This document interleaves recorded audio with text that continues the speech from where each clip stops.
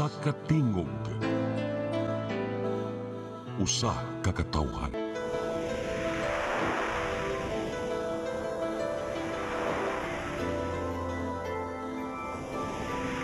Cebu Catholic Television Network.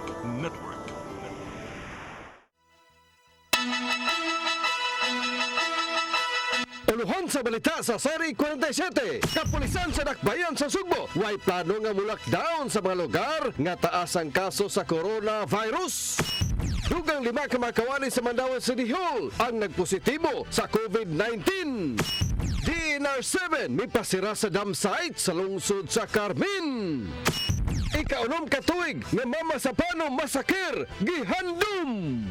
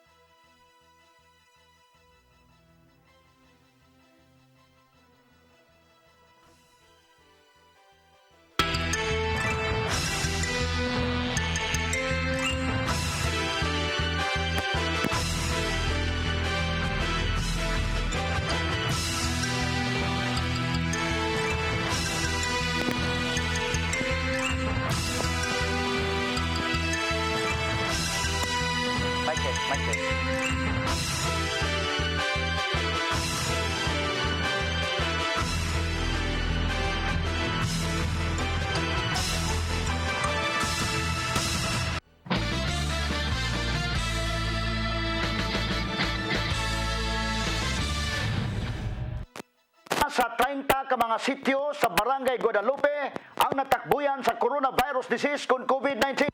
Padayon nga mihimo og lakang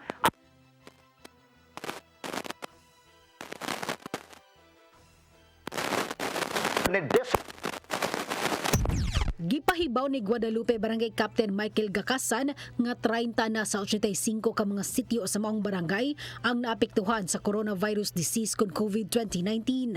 Nunot ni ini, ipabilin sa mga opisyalis sa Barangay Guadalupe ang ipatumang restrictions hantod nga ang kaso sa COVID-19 sa dapit mukunhod. Naalarma si Kapitan Gakasan ni ining nagkasaka nga kaso sa ilang barangay. Gani matud ni ini, moabot na sa 60 ka bagong COVID-19 cases ang ilang natala ug usar ang recovery sa milabay nga semana. Matud ni Gakasan, nakadesider silang mupatuman og stay-at-home order ug no business operations matag adlong Domingo human ilang nasuta nga sagad sa bagong confirmed COVID-19 patients ni gawa sa ilang panimay matag Domingo. Kada adlaw kasagarang isulti nilang adlaw mga tinggawas nila is Sunday manggod. So mao gyud ato nakita din sa Guadalupe ang pinakadaghang tawo nga magsigig panggawas makipambol og is during Sundays gyud.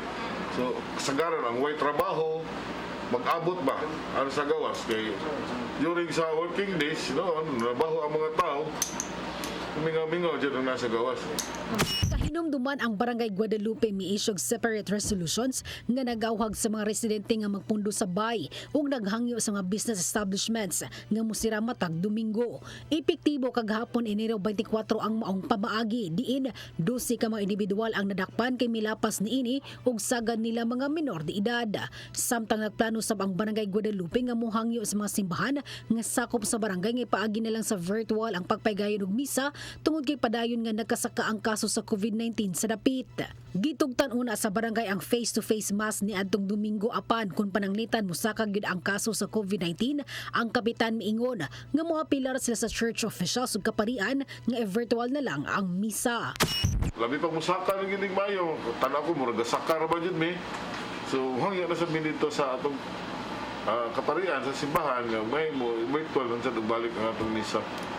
Barangay Guadalupe dunay duha ka dagkong simbahan kini mao ang Archdiocesan Shrine of Our Lady of Guadalupe ug Parish of the Alliance of Two Hearts.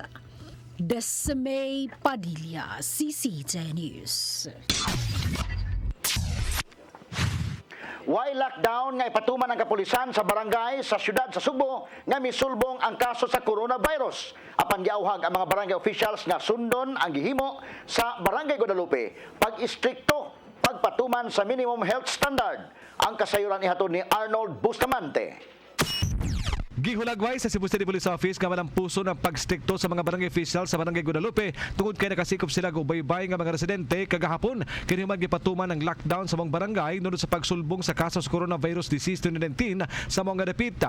Mato ni Police Colonel Josefino Ligan, hepe sa kapulisan sa Sudi sa Sugbo, nga ang gihimo sa mga opisyal sa barangay Guadalupe mausab kini ang himuon sa 40 ka mga barangay sa Dakbayan nga taas ang kaso sa COVID. Dugang ni Ligan nga nagpasabot kini nga strikto ang ipatuman sa kapulisan sa tanang health protocols sama sa pagpasulob sa face mask ug face shield bisan sa gawas sa ilang palimay.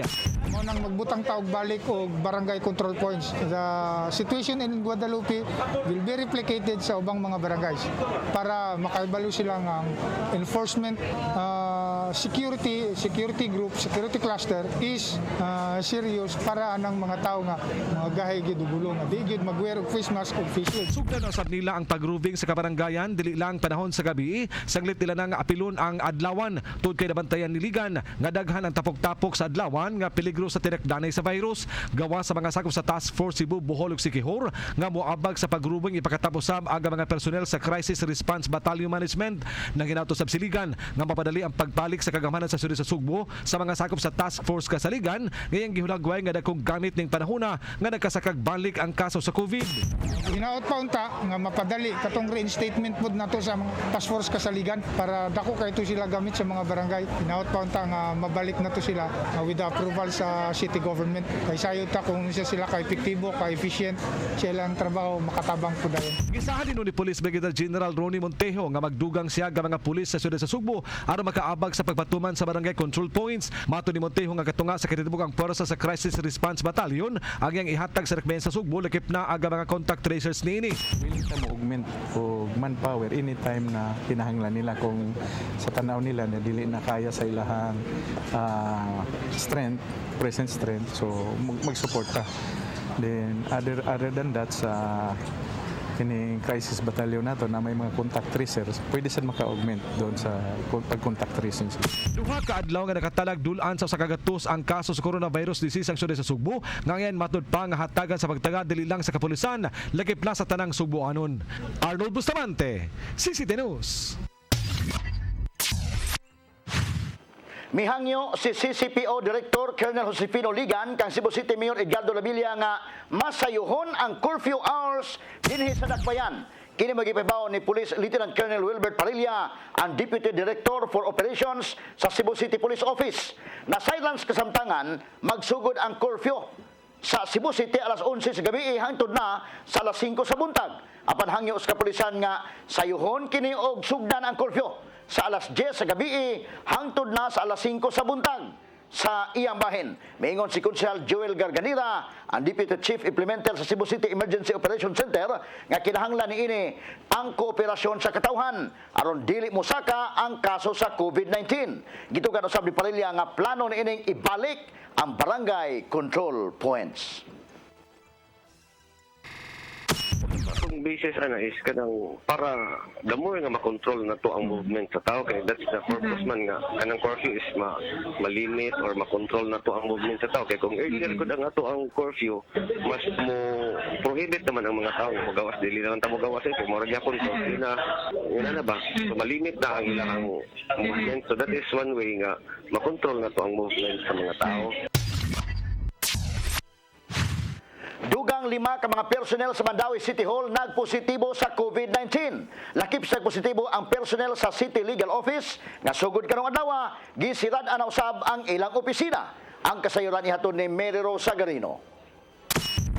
Dugang 5 ka personnel sa Mandawi City Hall ang nagpositibo sa COVID-19. Matod ni Attorney John Edo Ibanez, Executive Secretary sa Dakbayan, nga upat niini gikan sa City Engineers Office. Gikan kini sa swab sample sa 74 ka mga personnel sa City Engineers Office o Office of the Building Official Conobo nga close contact sa nagpositibo nga sakop sa City Engineers Office. Makahinumduman Enero 20 gilockdown ang mga buhatan tungod niini. Samtang usa-usab ka personnel sa City Legal Office ang nagpositibo sa COVID-19. Sugod karong adlaw gisirad ang buhatan. Giswab na usab ang tanang close contact sa personnel. Gidisinfect usab ang second floor sa annex building. Di nahimuta ang City Legal Office, Mandawi City Public Information Office, Back Office ug Housing Urban and Development Office. Sa kinatibuk-an unom ka personal sa Mandawi City Hall ang nagpositibo karon sa COVID-19. Subay sa nagsunod-sunod nga nagpositibo nga personal sa City Hall, matod ni Ibanez nga mopagawas og memorandum ang City Administrator nga mag-work from home ang mga senior citizens ug adunay balatian.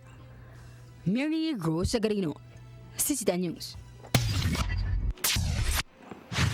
Kagamhanan sa lungsod sa Carmen dili na COVID-19 free. Kini human nakatala ang lungsod og upat ka mga kaso sa maong virus sud ning buwana. Ang kasayuran ihatod ni Fatch Anthony Enso. Dili na coronavirus disease 2019 kon COVID-19 free ang lungsod sa Carmen. Kini magitugan ni Carmen Mayor Carlo Villamor human nga nakatala ang lungsod ug upat ka mga aktibo nga kaso sa COVID-19 sud ning buwana. Gitugan ni Villamor nga niadtong buwan sa Disyembre sa miaging tuig, COVID-19 free na unta ang lungsod human nga wala sila natala nga bagong kaso sa virus. COVID free for December. Karon na positive nga total of 4 cases. Ginoon sa kasamtangan, suma sa mayor nga naka-isolate na sa ilang quarantine facility ang ubang nagpositibo sa COVID-19, samtang ang uban ang naka-home quarantine. Gawa sa quarantine facility alang sa ilang mga residente. Gitugan ni Villamor nga doon na nasab sila giandam nga isolation facility alang nito mga returning overseas Filipinos kon ROF. Actually, we have two. Sa Afghanistan, sa ibabaw na sa mayo sa dito. Karong nabagi-bago nga directives ron nga ang from other countries bisan og negative but ibutang ibon nato sa atuang facility na sa babaw sa Afghanistan. Sa kasamtangan, mikabat na sa 128 ang kinatibukan nga natalang kaso sa COVID-19 sa lungsod. Diin 116 ang naka-recover samtang 8 na ang namatay. Fox Anthony Inso, CCTN News. Mosunod, DNR7 may pasira sa dam site sa lungsod sa Carmen. Kana o guban pa sa magbalik sa Saire 47.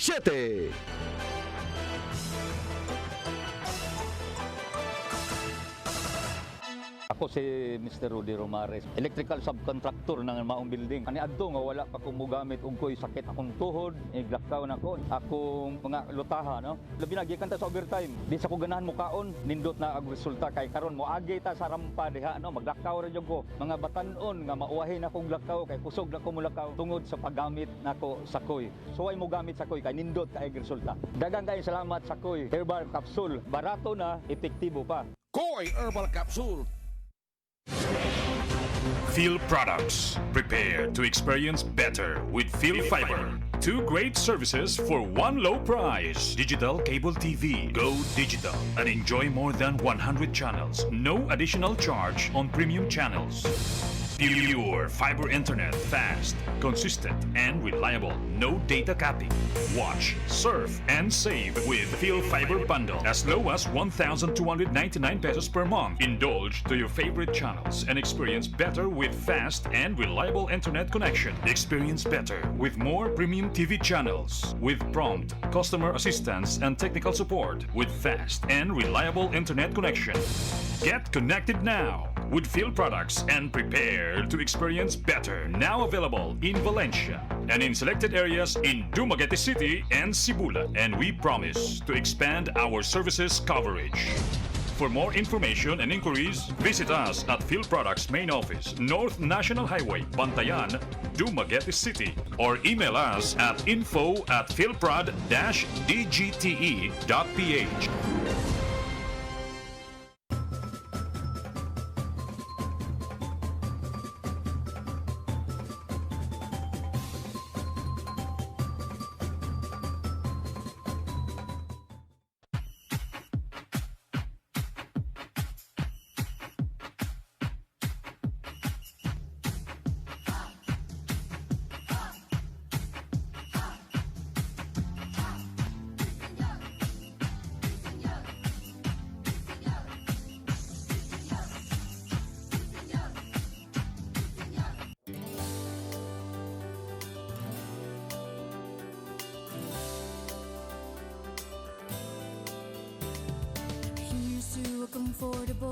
travel.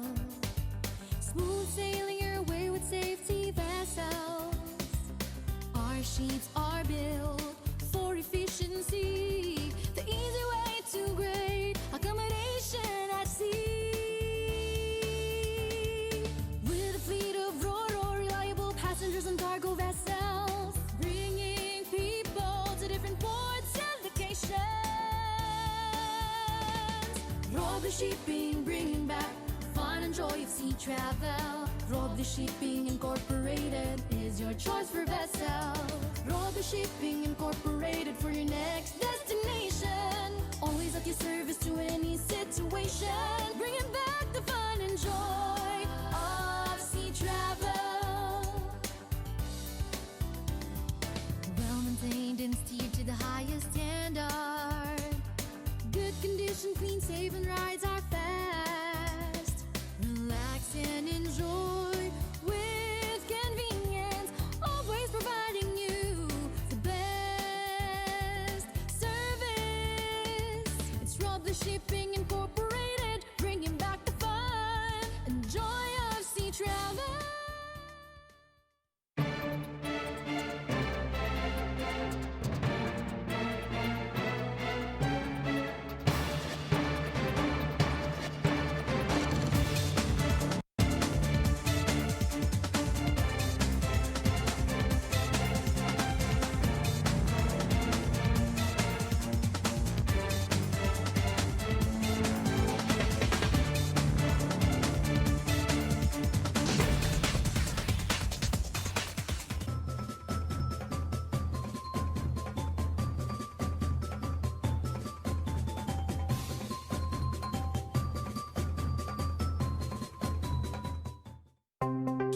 Discover the beauty of the Philippines.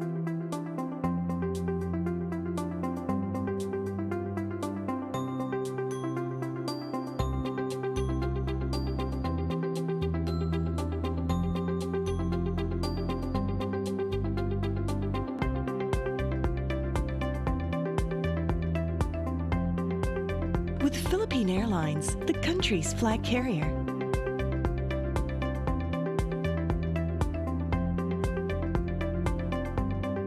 The airline that lets you feel the warmth of the nation.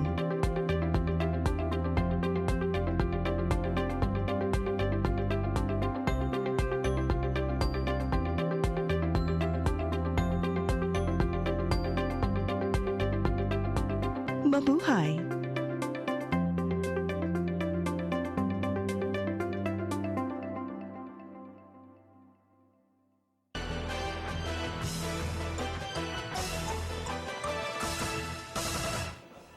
Department of Environment and Natural Resources ni pasira sa dump site sa lungsod sa Carmen kaganinang buntag. Padayon hinoon kun kini human padayon gihapong gilabayan og basura ang maong dump site bisan og dunay cease and desist order nga giluwatan ang ahensya. Ang kasayuran ihatod ni Fatch Anthony Enzo.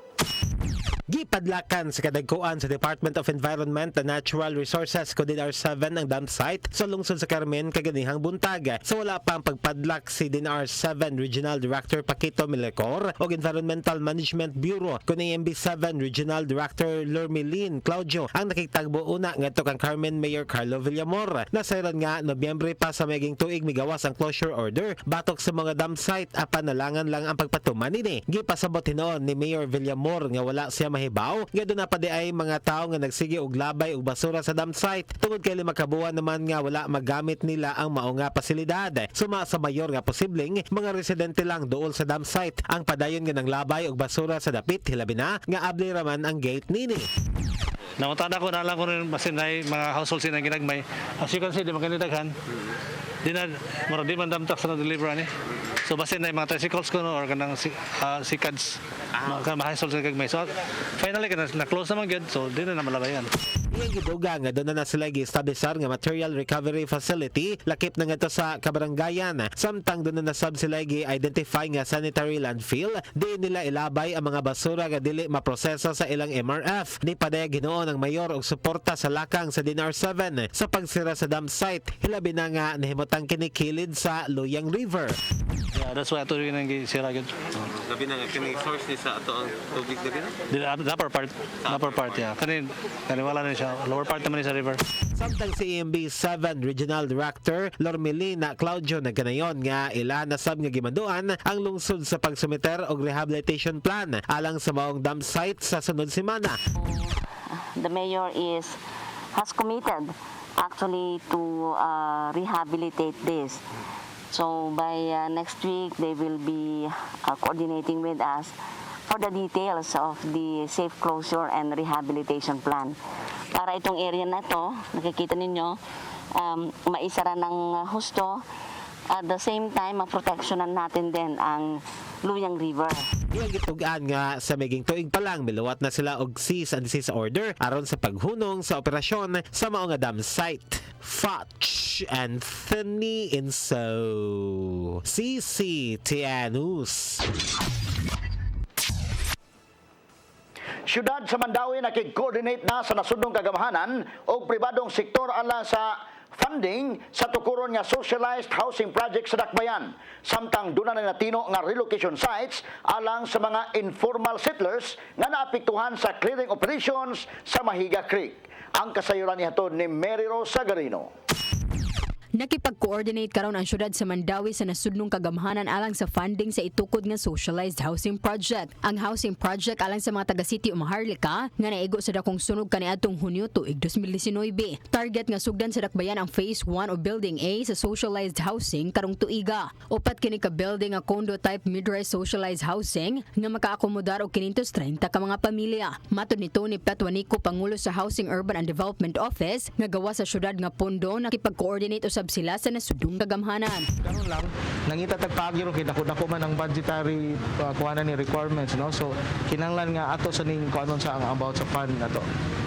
So city ni nga funding. Yes, at the same time we are collaborating sa lain pud nga mga agencies like national o sa mga private nga kuan sectors, no, para partnership para ma-expedite na to process. Pila di kinahanglan nato sa funding? Dako gid siya kay ang usa ka building lang naan it will cost us 100 million plus. Samtang aduna nay natino nga relocation sites ang Hodo sa barangay Subang Dako ug sa Maharlika alang sa informal settlers nga naapektuhan sa clearing operation sa Hodo subay sa Mahiga Creek. Sensitive gid nato sila gid. Hangtod na gini mabalhin sila. So mo naman ilang gipangandoy gyud. So ato sila gitabangan. So temporary ra na siya. Yes, temporary lang. Magkuyog ra na sila tanan later on. Ang mga naapektuhan kasamtangang anaa sa Cebu International Convention Center. Mary Rose Sagarino, CCTN News.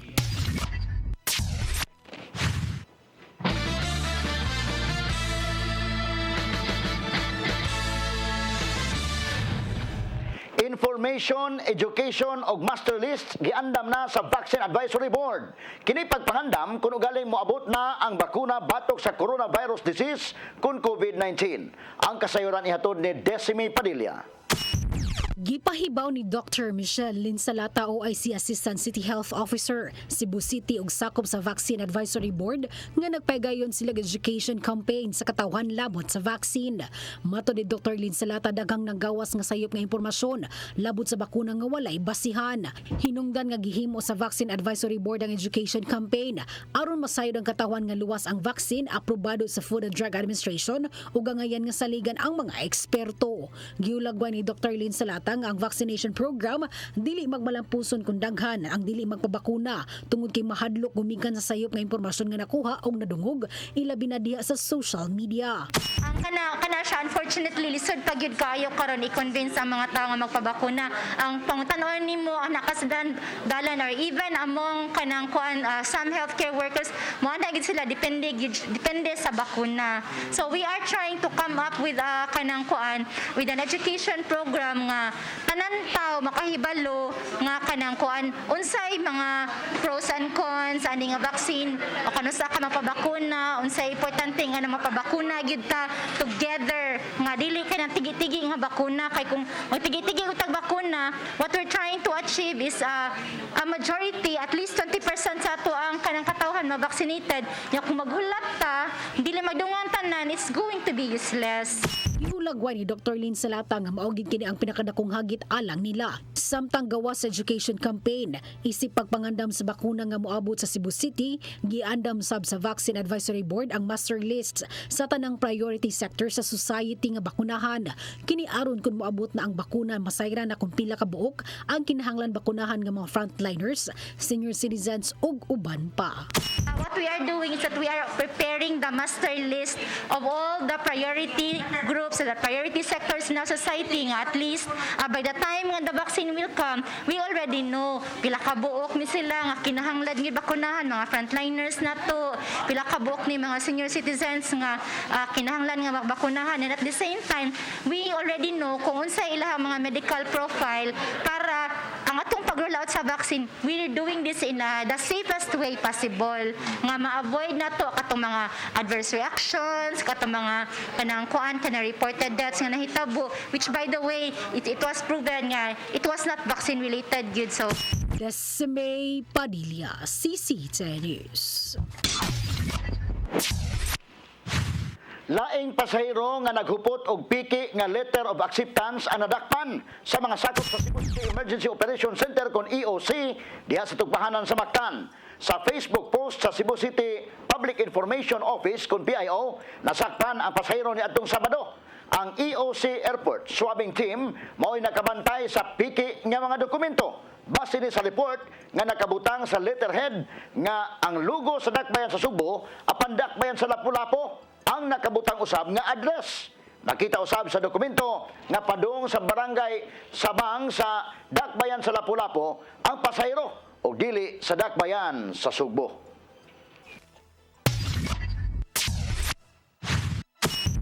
Mosunod, ikaunom ka tuig nga mama sa pano masakir gihandom.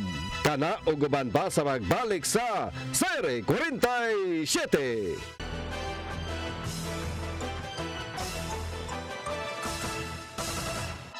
Ako si Gumersindo Alforque Rivera, ako asawa ni Tagas Fernando. Nadto una, sakit ang kalawasan. Kaya ako manggibintin ang koy, nawa na tanan, nakaayos ang mong balatian. Barato na, epektibo pa. Koy Herbal Capsule.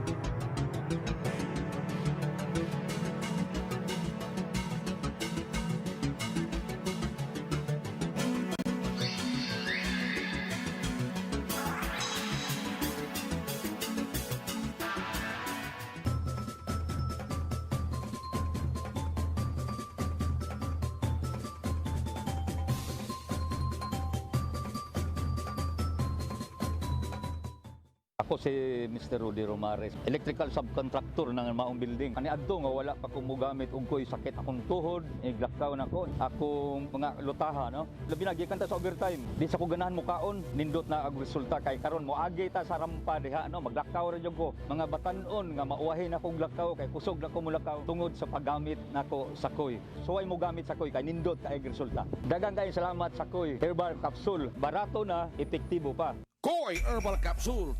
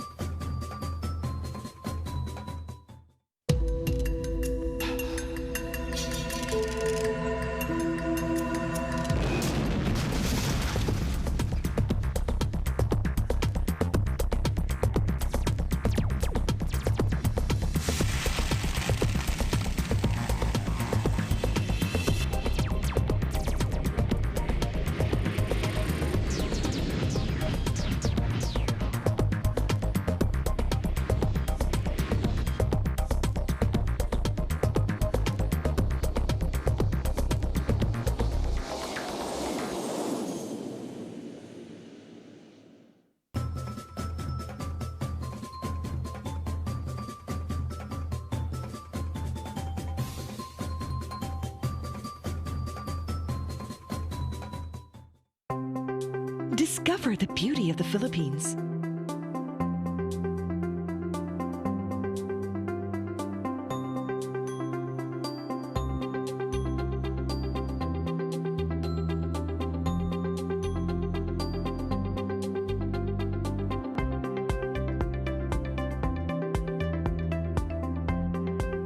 With Philippine Airlines, the country's flag carrier.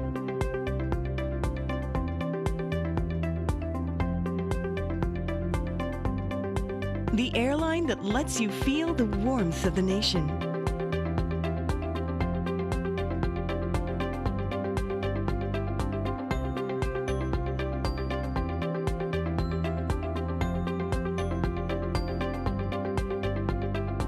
Mabuhay!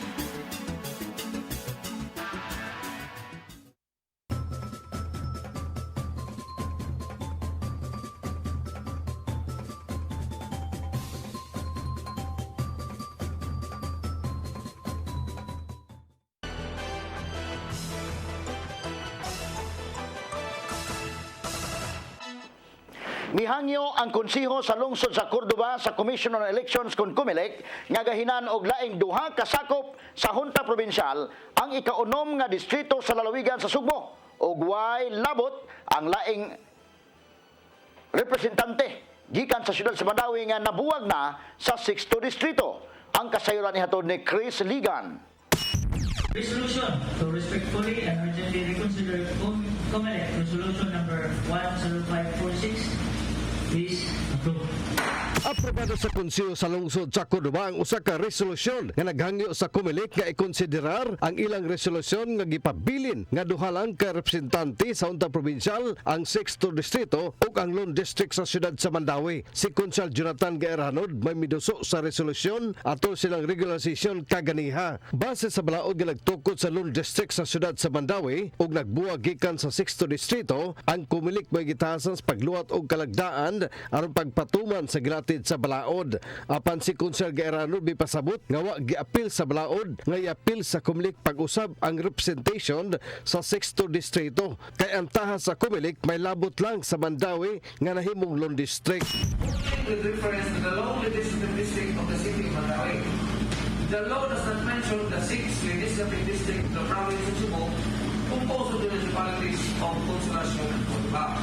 Mato ni Gaerhanod, ang Mandawi isip Lone District angayan lang nga dunay kaugalingon nga representante di sa Hunta Provincial ug di tandugon usab ang duha ka representante sa 6th distrito. Gipanag-usab ni Gaerhanod nga makalibog ang tinguha sa COMELEC nga ipabilin nga ang kandidato pagkabukal gikan sa siyudad sa Mandawi pilion sa taga 6th distrito apan dili makabotar sa kongresista sa Mandawi tungod kay dunay laing kandidato pagka-kongresista usab ang 6th distrito.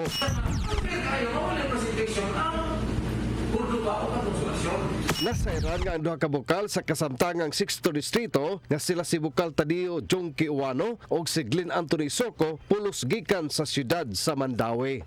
Chris Ligan, CCT News. Ikaunom katuig sa dugoong engkwentro sa Mama sa Pano sa Maguindanao gihandom sa Police Regional Office 7. Sa maong hitabo 44 ka mga sakop sa Special Action Force ang nakalas o duha niini mga Subuanon. Ang kasayuran ihaton ni Arnold Bustamante.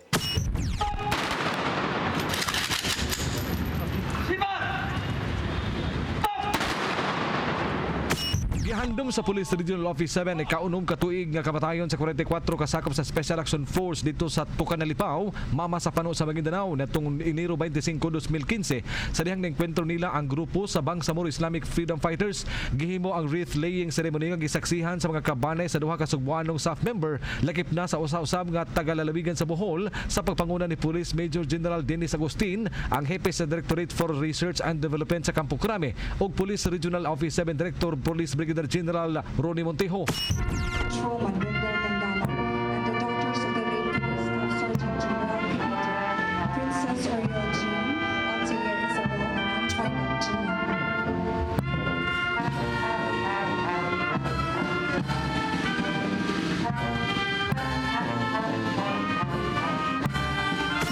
Gihandom sa kapulisan sa Central Visayas ang kabayanihon sa mga sakop sa SAF di nilang gibuhis ang ilang kinabuhi alang sa nasod. Sa mensahe ni PNP Chief Police General Dibol Sinas kag gipasa ni Agustin, gidasig nini ang tanang pulis nga ipadayon ang bayanihong gihimo sa mga SAF troopers nga adunay dungog ug ang paghigugma sa nasod. Kini taliwala sa negatibo nga pagtan-aw sa publiko ngadto sa kapulisan karon human sa gihulagway nini nga isolated nga mga insidente nga hinimuan sa pipila ka mga badlugong pulis. These 44 brave young men must not be forgotten in vain. Hindi ba natin kayang ibalik ang buhay na nawala? Sana ito ay magsilbing hamon sa bawat isa sa atin. Isang hamon na ipagpatuloy ang kanilang kabayanihan na maitagal at pagmamahal sa bayan. Giangkon ni Michelle Candano ang byuda ni PO2 Windel Candano nga hangtod karon pa rin pa sila nga misinggit og hustisya sa kamatayon siyang bana. Matun niya nga naghandom sila nga maangkon nila ang hustisya apan sulod sa unom katuig gihulagway niya kini nga wala mulihok ug wala pay napasakan og kaso. As of now, wala gihapoy lihok ang case. Siyempre kami mga pamilya sa SAF naglaom gid mi nga na-adjust justice nga ma-serve pero wala gid na nalihok hangtod karon. Wala akong first-hand information pero ang pagkakaalam ko, di ba nag-create ng Board of Inquiry, fact-finding yun. Yung kay General Magalong, Mayor Magalong. Yan ang pagkakaalam ko. Sa takbo ng wala akong latest update. So, siguro i-verify natin para sigurado tayo kung anong takbo doon sa na-file na ba sa court. Nanawagan siya kang Presidente Rodrigo Duterte nga sa ihang pamunuan hatagan ni inig hustisya ang kamatayon sa nakalas nga sakop sa Special Action Force. Ako kami panawagan sa ato ang Presidente na mayunta nga tagaan jud hustisya ang ilang pagkamatay kay di biya gito basta-basta ang ilahang kuan jud. Mayta in God's will. Up sound, trumpet sound. Arnold Bustamante, CCT News. Gikwestiyon sa pipila ka mga sakop sa konsiho sa lungsod sa Cordoba ang tinguha nga pagahin og 2.8 milyones pesos alang sa Globe ID. Apil na ang GCash nga alang sa Head of Family, Senior Citizens ug sa beneficiaries sa Social Amelioration Program sa DSWD. Ang kasayuran niya ni Chris Ligan. Ang chairman sa Committee on Budget and Finance, Konsel Samuel Sumagang, ang niduso sa Appropriation Ordinance sa kantidad nga kapin sa 13 milyones pesos alang sa lalaing proyekto, dinapili ni ang 2.8 milyones pesos nga Globe ID. Mato ni Konsel Sumagang nga gihatagan og discount ang lungsod sa Cordoba gikan sa 350 matag tao ngadto na lang sa 225.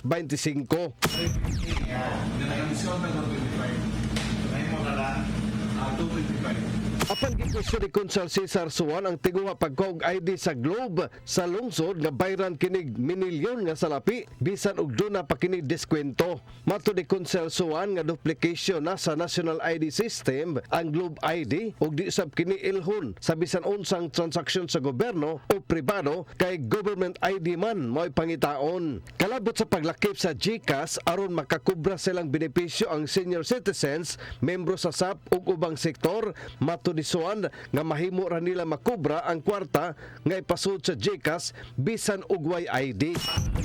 Number one is, dili ba ni siya mo ma-duplicate na lang, no? Kay naa mo ihatag na national ID coming from the national, no? Or if ever man, this will be budgeted. Dili ba magdubli ang budget? So, ako kini yung pagtata, baka ay mga sa magpupira ito ka, okay na ba, isuon mo ito kuha mo, mga meeting o Tungod nini, dapiton sa konseho ator silang sunod nga sesyon ang representante sa Globe aron mohatag og katinawan kalabot ni ini. National ID ba ni? Unya ila lang gi-incorporate ang ilahang GCash? Ano? Or this is a private ID coming from them pero mobayad lang ta tungod sa bayad sa ID. Nasayran nga ang Globe ID system giduso kini ni Mayor Merit Teresitoicho sa tinguha nga di na maglinya-linya ang senior citizens ug ubang beneficiaries sa ayuda sa gobyerno. Chris Ligan, CCTN News. Napasakaan na sa kapulisan sa siyudad sa Mandawi og kasong murder ang 5 ka mga empleyado sa 180 Degrees Rehabilitation Center sa may barangay Pagsabungan sa Dakben sa Mandawi sa pagkamatay sa usa ka rehab patient sud mismo sa ilang establishmento. Ang kasayuran nihatod ni Mary Rosa Garino. 5 ka empleyado sa 180 Degrees Rehabilitation Center nga nahimutang sa Barangay Pagsabungan sa Dakbayan sa Mandawi ang gipasakaan na og kasong murder sa Police Station 3 sa Mandawi City Police Office niadtong Biyernes subay sa pagkamatay sa usa ka rehab patient sud sa maong rehab center. Ang suspect mao silang Nole Darato Dulumtina, Lemuel Kabudbud Noval, Johan Porhelia Kabatingen, Felix Gantuangco Algora Jr. ug Romel Lloyd Fortich. Ang biktima nga si Julius James Season 39 taga Purok Utsu proper Kamputhaw sa syudad sa Sugbo, namatay niadtong Enero 7, human giingong natagak sa ikaduhang andana sa maong rehab center. Apan tungod sa mga samad ug bunog sa tibuok lawas niini, nagduda ang kapulisan ug pamilya sa biktima sa tinuod nga rason sa pagkamatay niini busa gipa-autopsy. Base sa autopsy result, blunt traumatic injury sa tiyan ang gikamatyan sa biktima. Base sa investigasyon, ang biktima gusto mogawa sa rehab center nga nagdapa og toothbrush nga gipahaitan ang tumoy nga gipugngan sa mga gwardya apan tungod nga nagmagahi og nisukol ang biktima adto nagiingong gikulata sa mga sospek.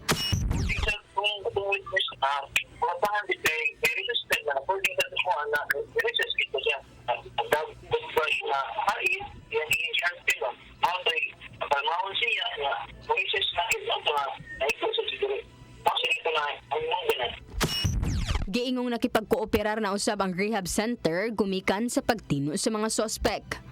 Mary Rose Sagarino, CCTN News. Lamdag, ubay ni Tatay Dodong Limchua. Tao nga dili mo tuo sa Ginoo, gitawag og atheist.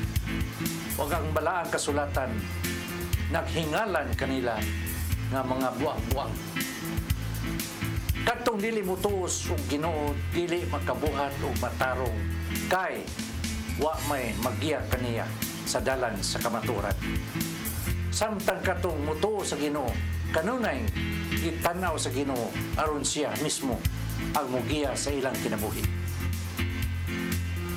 Dili ba nindot kayong hunaw-hunaon nga kitang mga mituo sa Ginoo kanunay niyang sudong o gibantayan? Ang tao nga puno sa garbol, dili gayon magpakabana kung anabay Ginoo. Kay alang kaniya, ang iyang kaugalingon mo'y Ginoo. Dili ang kaignorante o ang kaway grado sa tao, kung dili ang pagkabuang-buang mo'y hinungdan kasi dili mo tuo sa Ginoo. Pagkabulahan sa kinabuhi niya itong may pagtuo o pagsalig sa Ginoo. Kay sila, dili man pasagdan sa ilang manluluwas. May soul, mao kini ang atong lamdag karong adlaw.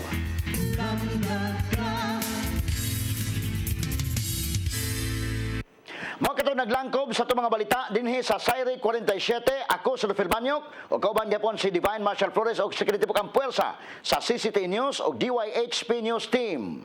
Hantod ugma dinhi lang gyapon sa pabilutong tulumanon Sairi 47.